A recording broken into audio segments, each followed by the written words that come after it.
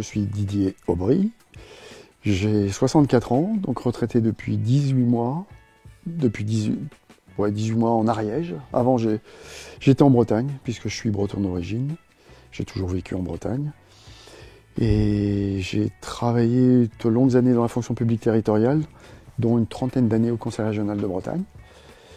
Et j'ai quitté donc la Bretagne depuis quelques mois, donc 2 ans maintenant, pour rejoindre ma compagne qui est, elle, enseignante en Andorre, à l'école française. Et donc on a décidé d'avoir un pied-à-terre en Ariège. Et j'ai trouvé cette petite maison dans un petit village magnifique qui s'appelle l'Esparou, avec des gens super sympas, super accueillants, qui m'ont vraiment super bien accueilli. Je vais vous parler de mon nouveau projet qui succède à un projet qui était encore plus fou en 2014, qui était un tour d'Europe à scooter que j'ai réalisé en 5 mois et demi, 15 857 km, une vingtaine de pays, des moments fantastiques. Vraiment, c'était un rêve. Avec ce qui m'a plu beaucoup, moi, c'était de faire partager aussi cette expérience au quotidien là, sur ma page Facebook Tour d'Europe à scooter.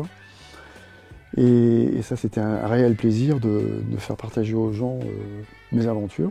Et donc là, je repars pour un nouveau périple un peu plus court, 6 semaines. 6 semaines prévues de 4600 km théoriques sur un parcours autour de l'Espagne et du Portugal. Donc je partirai d'Ariège fin de semaine prochaine.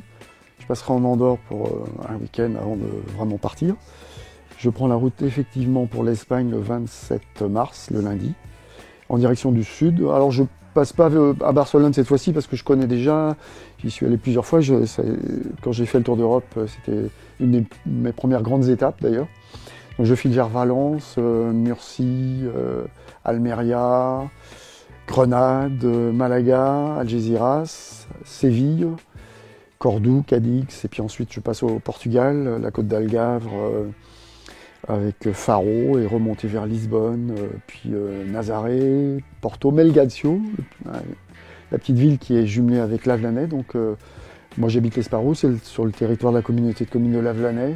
Donc c'est jumelé, je me suis dit tiens, bonne occasion de rendre visite à nos amis portugais, et j'y serai un grand week-end où ce sera la grande fête du village. En plus c'est tout à fait le hasard, mais ce sera une grande fête à Melgaço avec tous les produits du terroir, le vin, enfin bon, etc. Ça, ce sera fin avril, et ensuite je repasse en Espagne, Saint-Jacques-de-Compostelle, et je fais la transversale pour revenir en Andorre pour le 6 mai, autour du 6 mai. Mon premier scooter, je l'ai eu en 2007, c'était plus pour des questions de facilité de transport. Parce que quand on habite près d'une grande ville comme Rennes, la circulation c'est parfois un peu difficile. Et je me suis dit tiens, pourquoi pas acheter un scooter. C'est comme ça que j'ai découvert le scooter en 2007. J'ai eu mon premier scooter donc, de 2007 à 2013. Puis j'ai eu l'opportunité d'en changer à l'automne 2013. Et puis à ce moment-là, j'avais des difficultés dans le boulot. J'ai fait une sorte de burn-out. J'ai été arrêté quelques temps. Et l'idée a jailli juste avant Noël 2013. Pour me sortir de tout ça, j'ai décidé de faire un périple à scooter. Au début, c'était le tour des îles britanniques, que je connaissais déjà, à Temps-Breton. J'étais déjà allé de multiples fois en Écosse, en Irlande surtout, au Pays de Galles. J'ai des amis au Pays de Galles, en Irlande, enfin un peu partout. J'étais allé voir des matchs de rugby aussi, du tournoi des 5 nations puis des 6 nations. Et puis, l'idée a jailli, finalement c'est un peu petit, le Royaume-Uni, les îles britanniques. Pourquoi pas l'Europe? Donc j'ai commencé à calculer un parcours. Je me suis dit, c'est jouable. J'ai demandé avis à mon concessionnaire. Il m'a dit, oui, de toute façon, il y a des concessionnaires et des ateliers de réparation éventuels Honda partout dans l'Europe. Et puis en fait, mon scooter, c'est une horloge. Il n'est jamais tombé en panne. J'ai fait 2 révisions pendant le Tour d'Europe. C'était à Rome et à Luxeuil-les-Bains, dans l'est de la France. Et puis voilà, l'idée a jailli. J'ai créé ma page Facebook en janvier 2014. J'ai lancé un crowdfunding. J'ai récolté en prêt à taux zéro sur la plateforme Hello Merci, j'ai récolté 5 000 € auprès d'amis. Et j'ai fait appel aux dons, j'ai récolté un peu plus de 3 000 € en dons. Il y a 110 personnes qui m'avaient aidé à l'époque. Des amis du boulot, du foot, de la famille, enfin, etc.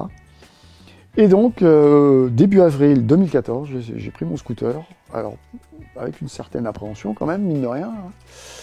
C'était pas évident, c'est la première fois que je faisais ce genre de périple, et puis voilà, je suis parti, j'ai réussi à le faire sans trop d'embûches, des petits soucis de temps en temps, Mais au final, quand on fait la balance entre le positif et le négatif, c'est largement... C'est une très bonne thérapie aussi de faire un projet personnel comme ça. Je voyage un peu dans l'état d'esprit d'Antoine de Maximi dans J'irai dormir chez vous. Même si moi je prévois mes étapes quand même, hein, parce qu'à scooter on peut pas se permettre d'être comme ça en fin d'après-midi.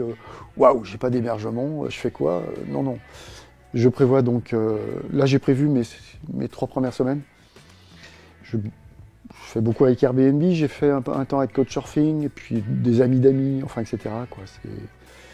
Voilà, le principe c'est ça. Je fais à peu près entre 100 et 200 km par jour à scooter. Il y a des étapes un peu plus longues, mais voilà. Puis, comme je disais tout à l'heure, j'essaie de rouler le matin pour éventuellement parer à toute éventualité. Si j'aime arriver quelque chose, il me reste du temps dans la journée pour m'organiser.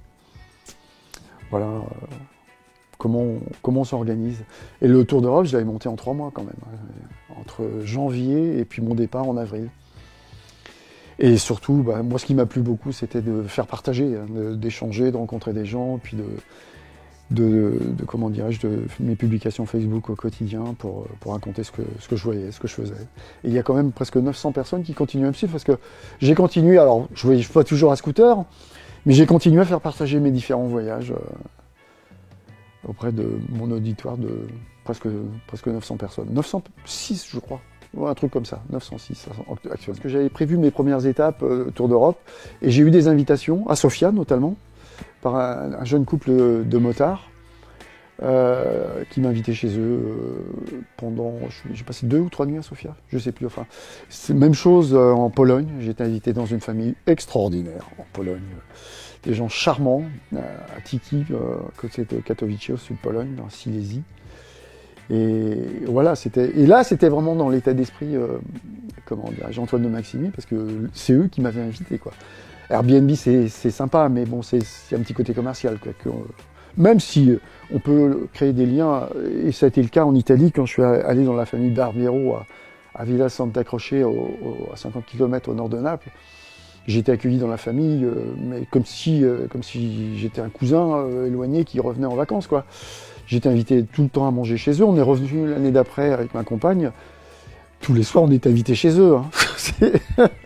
C'était assez extraordinaire. Ouais. Et ça, c'est super sympa, quoi. Et je les ai toujours en ami. Ça a été la même chose en Roumanie. C'est une amie du conseil régional qui était roumaine d'origine, qui m'avait donné l'adresse de quelqu'un à Dobreta Turnu-Severin. Et je suis resté chez eux 3 ou 4 nuits. Ils m'ont fait découvrir tout leur coin en Roumanie. C'était extra, quoi. Aussi, quand je suis passé en Allemagne, j'ai retrouvé la famille chez qui mon père, en tant que prisonnier de guerre, il a travaillé dans une ferme pendant 7, 8, 10 mois, je ne sais plus exactement.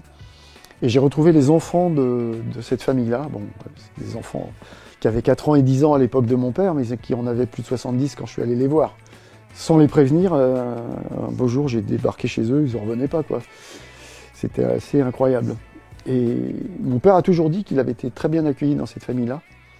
Le père de famille, c'était devenu presque un ami. Son seul regret, c'est de ne pas y être retourné. Il était allé en Allemagne une fois avec ma mère. Et ma mère n'avait pas voulu aller revoir l'endroit parce que, je ne sais pas, c'était synonyme de souffrance. Toute cette période de la Deuxième Guerre mondiale, et il n'y était pas allé. Donc moi, je suis allé quelque part, parce qu'il est décédé depuis très longtemps, je suis allé un peu pour lui, pour remercier un peu les gens chez qui il avait travaillé. Et qui avait été vraiment très bien, comme quoi, même en temps de guerre, on peut créer des liens importants, même avec, soi-disant, l'ennemi.